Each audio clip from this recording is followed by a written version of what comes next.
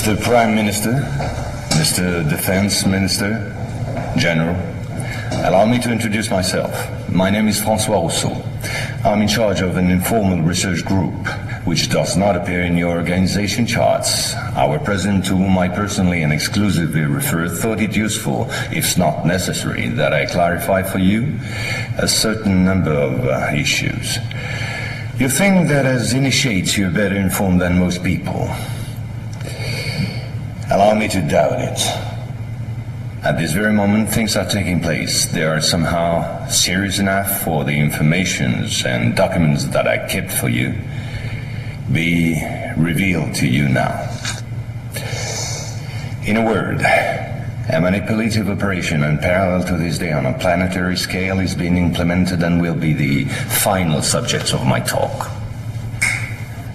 As regards our era, everything in reality started just before World War II. Hitler had broken certain taboos, such as taking recourse to occultism and secret societies. The Ahnenerbe, a Nazi organization assigned with, among other things, archaeological and anthropological research, found this during an expedition to Afghanistan. This flying object is called Vimana, or Astra, by the Hindus. Moreover, during exploration of the subsoil by the Russians and Chinese in 1927, traces of a very ancient nuclear explosion were detected. Certain sedimentary layers had been atomically vitrified 50,000 years ago. The very same phenomenon can be observed around today's nuclear test sites. One must understand that Hitler, thanks to these discoveries, which he took highly seriously, was going to open a Pandora's box which no government, whether friend or enemy, wished to close afterward. Behind tragic history, which we all know, lies a theory based on the existence of 4 moons, associated with the 4 geological cycle. According to Hans Erbiger, founder of the world ice theory, the Earth had undergone 4 semi-global extinctions of life due to the fall of one of these moons. Effectively, as one goes along, the satellite moved closer, gravity changed and triggered some deep mutation of the genetic standard, thereby creating a race of highly intelligent giants measuring approximately between 10 to 13 feet tall. Several tens of thousands years later, the moon crashed, the impact causing a serious rise in sea levels and a nuclear-like global winter. This race of giants was to disappear due to a terrestrial gravity which had grown too powerful and incapacitating for their unusual size. Hitler was initiated to these doctrines, and contacts with Tibet in particular were frequent. The Nazis sought contact with the survivors of ancient civilizations, holders of ancient technologies like the previously described Vimanas. One of these civilizations spread out over the entire planet more than 600 pyramids made of stone, earth, and even iron. These pyramids are almost all pointed in the same direction, all have the same proportion as number pi, and all situated in magnetotelluric nodes. The oldest are in Asia. 2 of them are submerged, one south of Japan at Okinawa, another south of Cuba. These 2 were built about 12,000 years ago. I began by this more archaeological reminder for this reason. Our civilization is the 4th of the cycle which I described previously. Yes, I know that might well hurt our pride. We're neither the first nor the last. One must understand that the study and understanding of several recovered prototypes were the absolute priority to ensure Nazis' domination over the skies. The Allies, in parallel, focused on mastering atom and creating the first nuclear bombs. These secret bases were the center of all research supervised by the Nazis. In one of these bases worked Victor Schauberger, father of the Nazis' UFOs. Schauberger headed the Vril Society in charge of anti-gravitational research. He died in 1958 in Texas, while working under protection of the United States on the improvement of his own flying saucers, which have since become American. You will quickly understand that 70% of unexplained aerial phenomena are human in origin and in no way extraterrestrial. Once World War II was over and Nazi technology had been systematically plundered by both Americans and Russians, the first challenge was to carry on and even complete the Nazis' research in great secrecy. The program, called Project Rainbow, especially known for the Philadelphia experiment, was the immediate proof. Mathematician von Neumann, who collaborated with Albert Einstein and Nikola Tesla on behalf of the Navy, succeeded in accidentally teleporting a Cannon-class destroyer escort, the USS Eldridge. These photos, supplied by Morris K. Jessup before his suspicious death, are rare testimonies for this unique experiment. In the same time, the first Indo-Aryan technology prototype trials did not go by unnoticed. The military had come up with a more efficient parade than secrecy. At about the same period, Kenneth Arnold, U.S. Air Force pilot and CIA agent, launched the greatest operation in manipulation ever concerning the existence of UFOs. Making people believe they didn't exist was not the right solution and clearly insufficient. Discrediting enemies and frightening the population by systematic misinformation proved far more efficient. UFOs and parahuman belong henceforth to the movies, television, and collective paranoia, and not to the realm of scientists, as it should have been the case. In May 1947, the American Secret Services discovered the existence of an ancient terrestrial UFO secretly recovered by the Russians, which had crashed into the Altai Mountains along their border with Mongolia. Tension between the two blocs immediately rose a serious notch.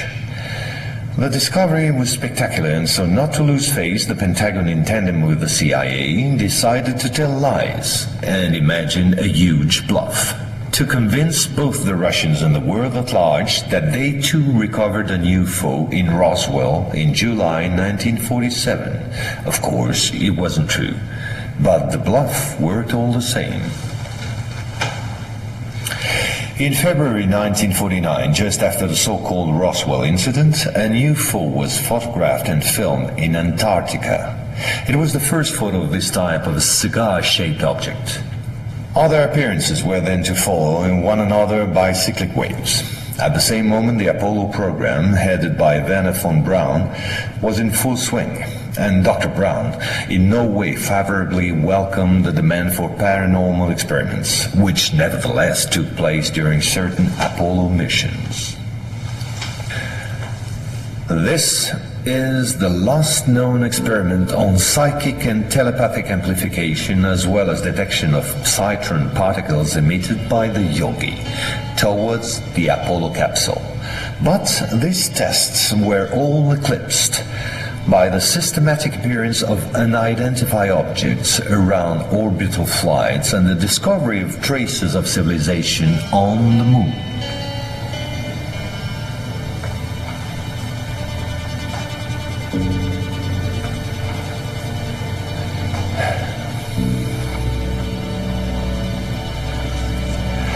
NASA had to face an avalanche of data and embarrassing proofs. The only solution was to put everything under the cloak of defense secret. In 1971, the Jason Directive set up a special retouching service whose purpose was to erase all signs of civilizations or ruins on the moon, especially in those photos intended for the general public and the press. In June 1965 has appeared this in a satellite report in the area of Deception Islands, south of Argentina. The Russians tried to sabotage the refloating operation in vain, despite the violence of the confrontation. The flying object was finally brought back to Edwards Air Force Base in California.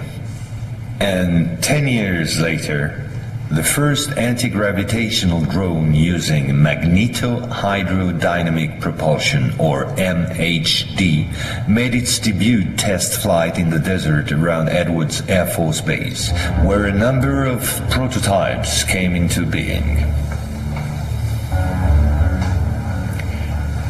The Belgians got a small glimpse of so-called UFOs in 1989 and 1990. The incriminating model was a triangular-shaped Astra TR-3B or XR-7, capable of flying in total silence at more than Mach 10. Now, I would like to speak to you about another concrete application of such technology. The B-2 bomber, whose development started in 1982. The official B-2 stealth bomber, which flew for the first time in 1989, was to serve as cover for another unconventional B-2 to be built in parallel. This top-secret model used, among other things, a plasma creation system, exploiting the airflow like an MHD generator. This system produces ionization of the air around the B-2, thereby suppressing air resistance while ensuring total invisibility for any type of radar. This nuclear bomber has flown for 15 years now at more than Mach 10. It can fly around the Earth in just a few hours without being seen. Naturally, such military research was to give rise to many commercial spin-offs. Over the last 10 years, we've seen the appearance of dozens of non-lethal armaments like E-bombs or electromagnetic bombs, as well as, of course, microwave weapons and powerful lasers.